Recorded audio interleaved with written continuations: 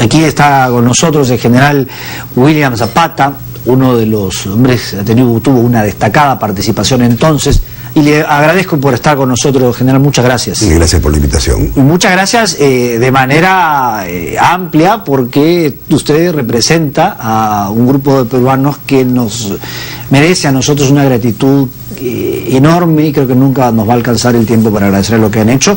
Además que pocas veces tenemos la suerte de entrevistar héroes, así que gracias doblemente por estar con nosotros. Gracias. ¿Cómo estuvo a ver la ceremonia de ayer, la de Palacio? ¿Cómo se sintió? Ambas ceremonias emotivas. A mí me pareció que la de Palacio fue interesante. Es la primera vez que se hace una ceremonia de esta naturaleza en el Palacio de Gobierno. Estuvieron presentes a las autoridades, o sea, congresistas de la República, también ministros de Estado, el presidente, por supuesto, y nosotros, entre los que estamos en retiro y en actividad. El reconocer a nuestro estandarte fue una cosa muy buena, ¿no? Porque es un estandarte que nace como producto del combate, de una acción de armas, como nacen las banderas en la guerra, las banderas que son condecoradas. Son cosas que los civiles, pocas veces entendemos, ¿no? Claro, para nosotros sí es muy importante. Es muy importante, así es. Porque ustedes terminan, digamos, pasando a ser parte de un grupo, ¿no es cierto?, especial, específico, que tuvo una participación y que por supuesto es un estandarte que sigue siendo utilizado, ¿no? Es un estandarte que es utilizado pero como un símbolo.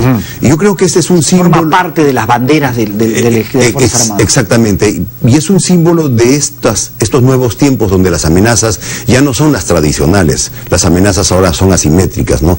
Y hasta los desastres naturales son considerados como amenazas. Pero dentro del ámbito de las amenazas, donde hay una crisis y hay enfrentamientos y hay combate, pues este es un símbolo de este nuevo tipo de guerras de cuarta generación que se están dando en diferentes partes del mundo, y que de alguna forma nosotros no podemos estar excluidos de ello, ¿no?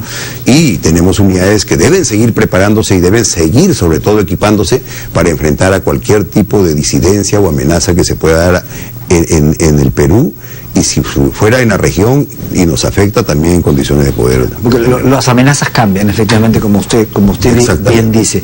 Hablemos un poco de la operación. La operación comienza en el 96, digamos, en diciembre del 96. Cierto. O ya en el siguiente año, en el 97. No, la operación comienza... Hay que recordar, perdone, que toda la crisis comienza el 18 o 17 de diciembre. 17 de diciembre. A ver, cuéntalo. Claro, la operación comienza el 17 de diciembre, ¿no? La operación puede estar encuadrada dentro del momento en que la amenaza actúa y se presume la participación de una fuerza. El 17 ellos intervinieron, nosotros nos preparamos, teníamos la posibilidad de intervenir, dependía de lo que el Estado o el gobierno decida.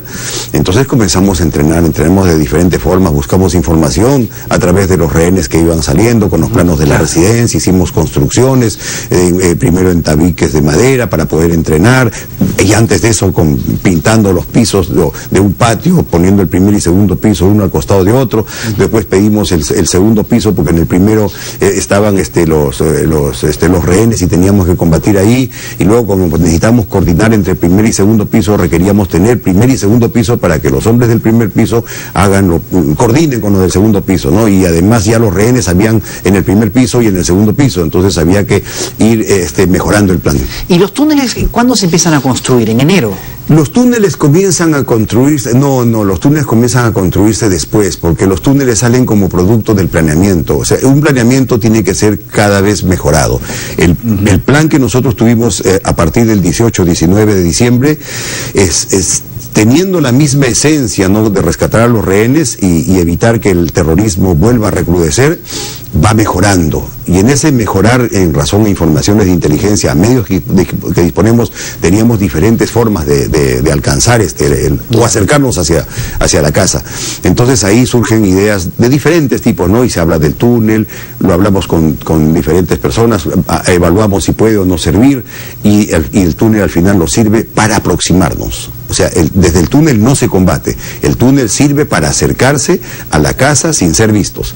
y sin tener bajas antes de llegar. Pero inicialmente el túnel pensábamos colocarlo también bajo una pared, de tal manera que la pared caiga y podamos entrar, pero eran ideas que se daban, ¿no? Eso no iba a funcionar definitivamente. ¿Y el diseño final, digamos, de la estrategia de cuándo es, digamos? Ya cuando deciden este es el plan. Cuando comienzan a jugar fulbito. Cuando comienzan a jugar fulbito es que se decide llevar el túnel hacia el interior, con la posibilidad de sorprender a los terroristas haciendo deportes adentro. Claro, porque ya la información era que había esta regularidad en el juego del fulbito. Sí, y también ese juego de fulbito lo hacen ellos, todo esto lo conocemos por informaciones de inteligencia, porque son tareas paralelas, las operaciones, la inteligencia y la logística siempre andan juntas. Ellos también tenían presiones. Ellos tenían presiones internas, hombres que estaban a favor de ser violentos y hombres que esperaban un resultado. Y probablemente Serpa lo que esperaba pues era una visión a más tiempo, ¿no? Recuperar a sus terroristas en cárcel, porque eran más de 400 que se supone que deberían salir de cárceles de Perú, de Uruguay y de Chile.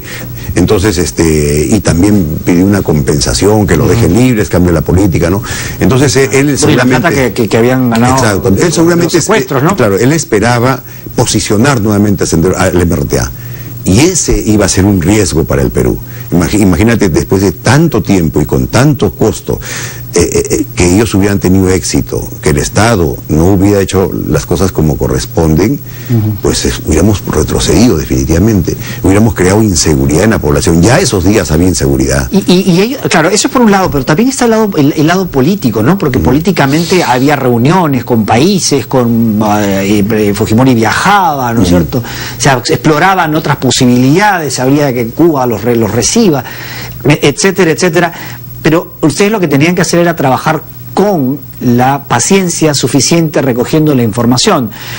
Se ha conocido esto de, por ejemplo, saber dónde estaban, cómo se llegaba la información, esto del Viper a través del cual se daba la información,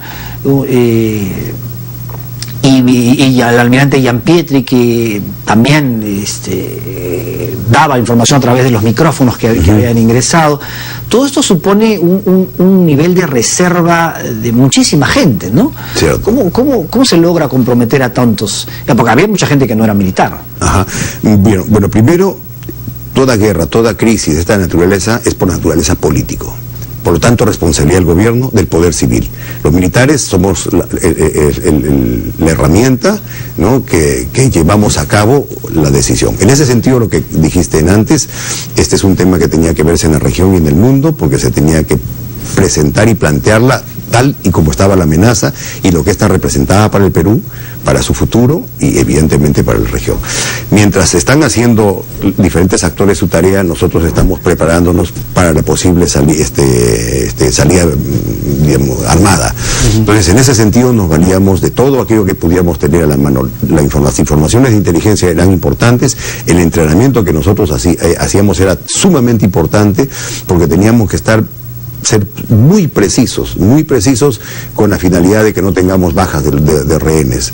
Porque bajas de rehenes es terrible, suena mucho, se escucha demasiado, y si son extranjeros o personalidades con mucha mayor razón. Entonces nuestro entrenamiento tuvo que ser muy preciso, entrenábamos de día, de noche, hacíamos el tiro instintivo, manejábamos los explosivos, calculamos los explosivos en las cantidades suficientes, disparamos muchísimo, teníamos agrupaciones, le decimos al grupito de balas que caen juntas, que no excedían de 1,5 centímetros, se disparaban cientos de cartuchos cada día.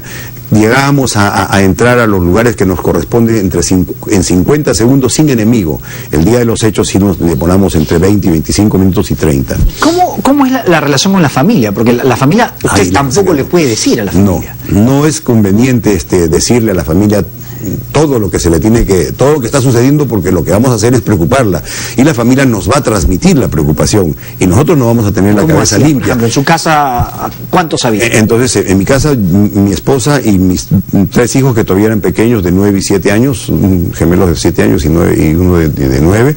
Entonces, lo que hacían todos y se ordenó es decir lo suficiente, ¿no? Lo suficiente, estamos entrenando, nos estamos preparando, somos una opción, es la posibilidad, pero está lejana. Está lejana. Y cada vez que se iba usted... Sí, seguía lejana la posibilidad. No, pero cada vez que salía de su casa, usted decía, hoy podrías darnos la orden y hoy podríamos entrar. No. No, usted no le decía a la familia, pero usted, digo, o sea, se iba y decía, sí, hoy puede ser, sí, y de repente no regreso. O sea, claro, que cada día era como un... Casi podía ser una despedida. Han habido momentos en que han habido picos en que podía darse la operación. Y hay momentos que han estado muy planos, donde parecía que todas las cosas se solucionaban. Entonces teníamos que estar atentos a lo que vaya a suceder, ¿no? Y evidentemente la familia sabe también lo adecuado, lo suficiente, porque pues es extraño que un esposo esté llegando 3, 4, 5 días a las 3, 4 de la mañana porque está entrenando durante la noche. Entonces estoy entrenando, estoy entrenando y me estoy preparando por si acaso, pero esa es una cosa lejana. Esas son formas de manejar las cosas. Y tengo que ir cerrando, pero 20 años, ¿por qué cree que hemos demorado tanto en hacer este reconocimiento? Bueno, este es un tema ya que tiene que ver con los gobiernos, la política, la coyuntura, los hechos, los 20 años, se terminó el proceso judicial, se vieron que nosotros fuimos bien claros desde el principio, hicimos una operación conforme a estándares internacionales, una operación donde no hubo un uso excesivo de la fuerza, y la Corte Interamericana de Justicias, la Sala Nacional y la Justicia Militar, que han coincidido, dicen que no hubieron violaciones de derechos humanos, ¿no? Y que hay un extremo que está en investigación, que esperemos que termine pronto, pero los 13 terroristas murieron en combate y para nosotros está claro en las circunstancias. Siempre lo dijimos, pero las coyunturas crearon ideas, dudas, a veces interesadas, ¿no? Creo que después de todo este tiempo, y el proceso judicial también ha servido para poder clarificar más las cosas y que la gente comprenda que fue una operación que sirvió. ¿Usted diría que ya esto ha terminado, digamos, esta tortura a la que han sido sometidos ya terminó? ¿Cree que todavía podrían...? No, yo creo que esta persecución absurda. Yo creo que esos primeros momentos tan fastidiosos para nosotros, ¿no? De pensar de que nos habíamos arriesgado, que pensábamos en los rehenes y pensábamos más allá también, pensábamos que el Perú, como dije antes, no podía volver a retroceder, nos estaban enjuiciando, entonces nos llamaba mucho la atención y las reacciones eran diferentes dependiendo de los caracteres, de los temperamentos de cada uno, ¿no? Pero creo que después de todo esto, como soldados que somos, comprendemos que hay procesos y procedimientos en una democracia, ha servido para clarificar las cosas. Ese extremo, no creo que nosotros nos pueda comprender porque se está aclarando también ese extremo y va a ser conforme a lo que nosotros hemos dicho. Pienso que al final la población va a saber que tuvo una operación que le sirvió, una operación que se hizo para ellos, y yo creo que la gente lo percibe, porque si no fuera así no tuviera esa aceptación. Entonces, y me queda solamente decir de que, y reconocer como siempre lo he hecho, los hombres que lucharon ahí, esos comandos de la patrulla tenaz son personas valiosísimas, que dieron todo lo que podían dar, que es la posibilidad de perder la vida, con la finalidad de rescatar rehenes y hacer lo que cumple una fuerza armada, un ejército, ¿no? Velar por la seguridad de su país, de su patria. Bueno, qué bueno que lo estemos entendiendo por fin. Nos ha costado, lamentablemente. Hay gente que todavía trata pues de mezquinar un poco, de retasear el mérito de nuestras Fuerzas Armadas, pero ya son los menos, felizmente, y cada vez tienen menos importancia política, vamos a decirlo. Muchas gracias. Gracias, general. Gracias a usted, gracias por la invitación. 7:40.